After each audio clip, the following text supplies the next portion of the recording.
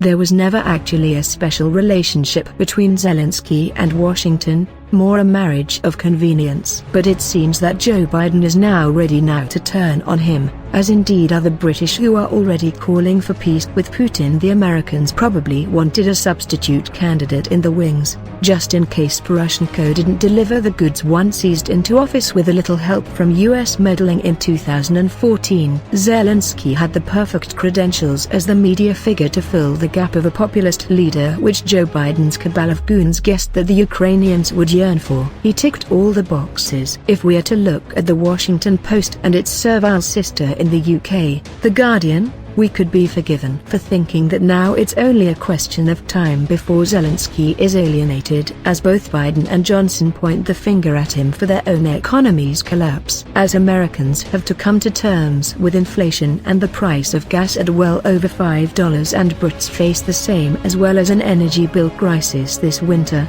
there will be much finger pointing away from their own policies. Joe Biden, for weeks now, has already tried blaming Putin as he heads towards the midterm elections, with the Democrats facing a beating which will deprive him of the last strand of credibility as he looks towards his own comical re-election bid in 2024. But it hasn't worked. The American public isn't swallowing it, and a new scapegoat has to be found, and quickly. Hence Biden has turned to his chums on the Washington Post, who will dutifully manufacture some fake news for him. When asked how else to explain the claims made in this extraordinary article, which asserts that the Ukrainian president was warned about Putin invading but didn't want to hear, after a record-breaking $40 billion of US taxpayers' cash has just been sent to the Ukraine with no real impact, is Biden now realizing that the US public are about to turn on him? The timing of the piece, along with its thrust, is interesting. In a notable similar article penned by The Guardian,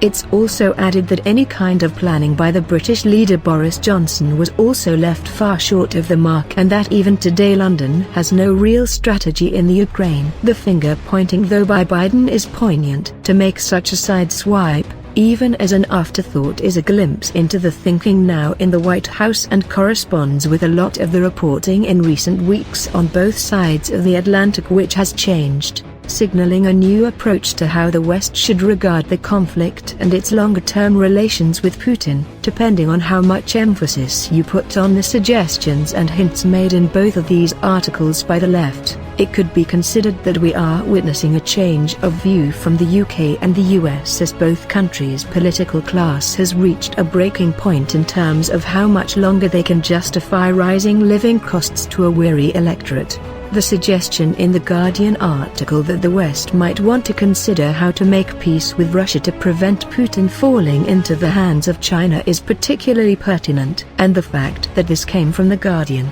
say, and not the Conservatives' own journal, The Daily Telegraph, shows that Washington is considering a middle ground, a way to take off the edge of the hardships that Americans are facing as Biden's impending trip to Saudi Arabia, where he will effectively beg a crown prince who he once scolded as a murderer for higher oil production, is unlikely to yield results. The question now only remains, does the West have a finally cut-off point where it can no longer support Zelensky and where relations sour with the mercurial Ukrainian president, or are we already there?